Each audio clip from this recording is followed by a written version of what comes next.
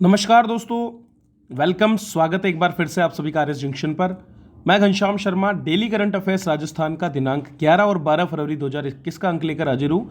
तो अपनी तैयारी को कंटिन्यू रखने के लिए हमारे साथ डेली जुड़ें और ये 10 मिनट का जो पावर बूस्टर है इसे ज़रूर देखें, क्योंकि यहाँ से आपको स्ट्रेट क्वेश्चंस आने वाले हैं आपके अगले किसी भी आरपीएससी परीक्षा में जिसकी आप तैयारी कर रहे हैं। तो चलिए शुरुआत करते हैं आज के हमारे पहले प्रश्न के साथ में, जो कि इस महीने का 44वां प्रश्न है।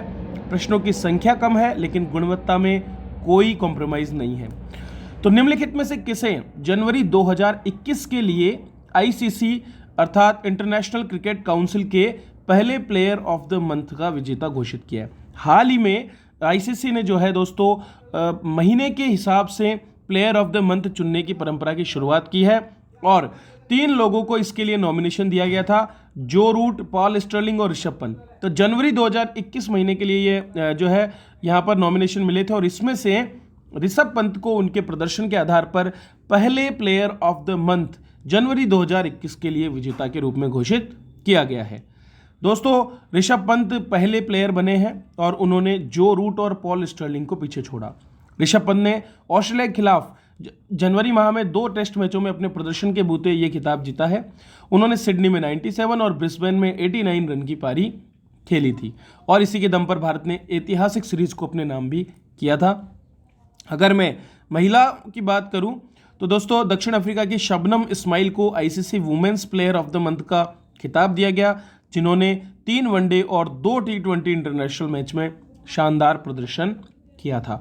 तो ये पहला ही याद रखना है, वैसे हर महीने घोषित होंगे और मैं आपको बताता भी रहूंगा, लेकिन ये फर्स्ट बहुत इंपॉर्टेंट है क्योंकि यहां से शुरुआत हुई है। चलिए दूसरे प्रश्न को देखते हैं।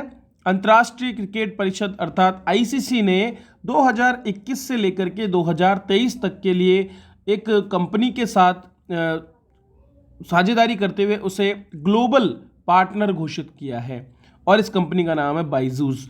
तो इंडिया की लीडिंग एडटेक कंपनी है बाइजूस, ठीक है, भारत की सबसे बड़ी एडटेक। एडटेक क्या होता है? Education technology. तो जो ऑनलाइन प्लेटफॉर्म्स आपको ऑनलाइन एजुकेशन प्रोवाइड करा रहे हैं उनको एडटेक कहा जाता है और ऐसी ही एक कंपनी है बाइजूस। उसके साथ में 2021 से 2023 तक उसे ग्लोबल पार्टनर के रूप में घोषित किया गया आईसीसी के द्वारा। 3 वर्षीय समझौते के तहत बाइजूस अब आईसीसी के सभी इवेंट्स में देखा जाएगा, उसका प्रमोशन होगा और इसमें भारत में आगामी जो आईसीसी मेंस T20 विश्व कप होगा और न्यूजीलैंड में आईसीसी महिला क्रिकेट विश्व कप, ये सभी टूर्नामेंट सम्मिलित हैं। बाइजूस आईसीसी के साथ मिलकर नए अभियानों के निर्माण के माध्यम में से प्रशंसकों के साथ जुड़ेंगी। अगस्त 2019 में ये कंपनी भारतीय क्रिकेट टीम की भी जर्सी पार्टनर, तो जर्सी पर आपने इसका नाम जरूर देखा होगा, ये रह चुकी है। ग्लोबल पार्टनर के रूप में बाइजूस के पास आईसीसी आयोजनों में व्यापक वेन्यू अधिकार, प्रसारण अधिकार और डिजिटल कंटेंट राइट्स भी होंगे। तो बाइजूस को यह अब मौका मिला है।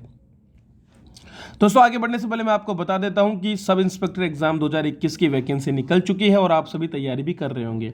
इसी क्रम में हमारा छोटा सा सहयोग आपकी संपूर्ण तैयारी के लिए हमारे प्लेटफॉर्म पर एसआई 2021 के बहुत ही सस्ते, सुलभ और गुणवत्तापूर्ण कोर्सेज के माध्यम से है।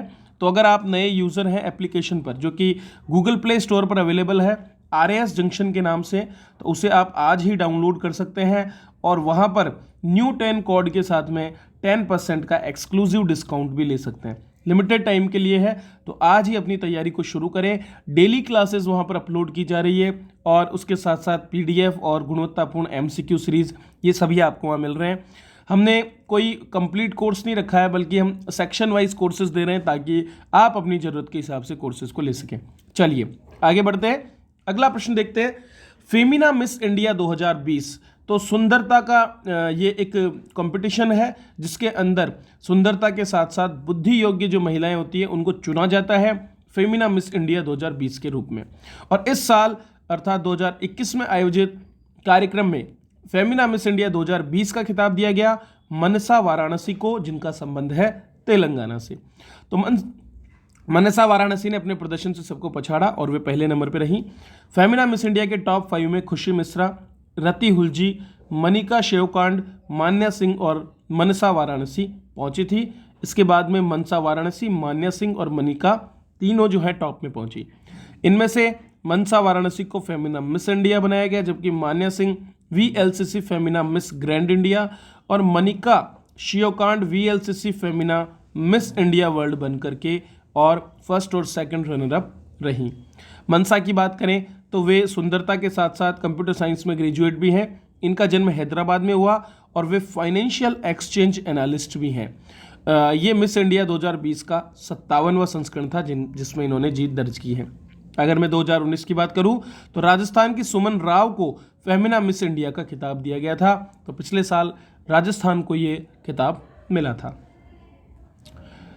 दोस्तों, राजस्थान के निम्नलिखित में से किस विभाग के शुरू किए गए वेब पोर्टल को 18वें CSI ई गवर्नेंस अवार्ड के लिए चयनित किया गया है?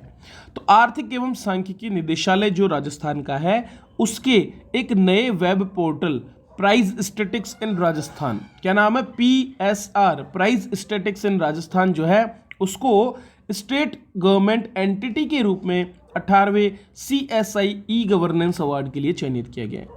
विभाग का ये जो नया पोर्टल है, ये राज्य के 33 जिला सांख्यिकी कार्यालय और 47 कृषि उपज और फल मंडी समितियों से आंकड़े लेता है और इन्हें जनता तक पहुंचाने का काम करता है। तो मूल्य सांख्यिकी के जितने भी नए डेटा है वो जन सामान्य को इस पोर्टल से आसानी से प्राप्त हो सकते हैं। प्राइज स्टैटिक्स इन राजस्थान पोर्टल को राजस्थान में ई गवर्नेंस अर्थात इलेक्ट्रॉनिक सुशासन के तहत सूचना प्रौद्योगिकी माध्यम से जो है उन्होंने जो एक तंत्र का निर्माण किया है जिससे लोगों को त्वरित रूप से सूचनाएं उपलब्ध हो पा रही हैं और पारदर्शिता भी बढ़ रही है, उसी लिए ई गवर्नेंस अवार्ड के लिए CSI ने चुना है। CSI क्या है?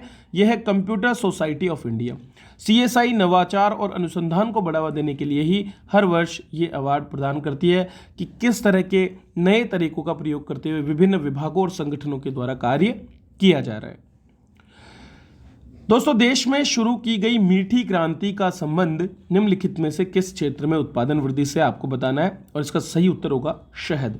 शहद उत्पादन के लिए हाल ही में राष्ट्रीय मधुमक्खी पालन और शहद मिशन की घोषणा की गई थी आत्मनिर्भर भारत योजना के तहत, और इसी क्रम में सरकार ने 2020-21 से 2022-23 तक 3 साल के लिए राष्ट्रीय मधुमक्खी पालन और शहद मिशन में 500 करोड़ रुपए के आवंटन को स्वीकृति दे दी है। NBHM का उद्देश्य है मीठी क्रांति के लक्ष्य को हासिल करने के लिए देश में वैज्ञानिक आधार पर अर्थात वैज्ञानिक तकनीकों का प्रयोग करते हुए मधुमक्खी पालन का संवर्धन करना और विकास करना, और ये काम राष्ट्रीय मधुमक्खी बोर्ड जो है वो कर रहा है। इस योजना के अंतर्गत न केवल मधुमक्खियों की प्रजनन क्षमता में सुधार करना, उनकी नस्ल सुधार करना और इससे जो उत्पाद हमको प्राप्त होते हैं उनके प्रसंस्करण और उसके माध्यम से महिलाओं को सशक्त बनाना है, बल्कि मिनी मिशन 1 के अंतर्गत वैज्ञानिक पद्धति से मधुमक्खी पालन के प्रबंधन और उत्पादों के बारे में जागरूकता के साथ मिनी मिशन 2 में संग्रहण, प्रसंस्करण, भंडारण, विपणन, मूल्य संवर्धन और मिनी मिशन 3 के अंतर्गत मधुमक्खी पालन में शोध और प्रौद्योगिकी उत्पादन को बढ़ावा देना रखा गया है। दोस्तों, अब तक देश में बहुत सी क्रांतियां हुई और इसी क्रम में कुछ एक डिटेल में आपको देना चाहूंगा। हरित क्रांति जो है ये खाद्यान्न उत्पादन से जुड़ी है MS स्वामीनाथन के नाम से, तो ये सुश्री नहीं है, MS है। पीली क्रांति तेल बीज उत्पादन में सैम पित्रोदा ने शुरू की सरसों सूरजमुखी के उत्पादन को बढ़ाने के लिए। Golden fibre revolution fruits, Honey और हॉर्टिकल्चर के लिए शुरू किया गया था। गुलाबी क्रांति प्याज, औषधि और झींगा उत्पादन के लिए दुर्गेश पटेल के नेतृत्व में। लाल क्रांति मांस और टमाटर उत्पादन के लिए विशाल तिवारी के नेतृत्व में। श्वेत क्रांति दुग्ध उत्पादन के लिए वर्गीस कुरियन के नेतृत्व में। भूरी क्रांति चमड़ा, कोको या गैर पारंपरिक उत्पादों के लिए हीरालाल चौधरी के नेतृत्व में। नीली क्रांति मछली उत्पादन के लिए डॉक्टर अरुण कृष्णन के नेतृत्व में। रजत क्रांति अंडे और मुर्गी के उत्पादन के लिए। गोल्डन रिवॉल्यूशन अर्थात स्वर्णिम क्रांति फ्रूट्स, हनी और हॉर्टिकल्चर डेवलपमेंट के लिए। सदाबहार क्रांति पूरी कृषि के उत्पादन के लिए MS स्वामीनाथन द्वारा। प्रोटीन क्रांति दूसरी हरित क्रांति पर आधारित तकनीक को लेकर के उच्च उत्पादन बढ़ाने के लिए नरेंद्र मोदी जी के द्वारा। और रजत फाइबर क्रांति कपास के लिए। ग्रे क्रांति उर्वरक के लिए। गोल क्रांति आलू के लिए, जबकि काली क्रांति पेट्रोलियम उत्पाद के लिए उपयोग की गई है। तो ये यहाँ से बहुत से प्रश्न आते हैं, एक प्रश्न आपको कई जो परीक्षाएं हैं उनमें इसमें से मिल जाता है। तो ये है दोस्तों आज की हमारी कक्षा, जिसमें हमने विशेष प्रश्नों पर चर्चा की।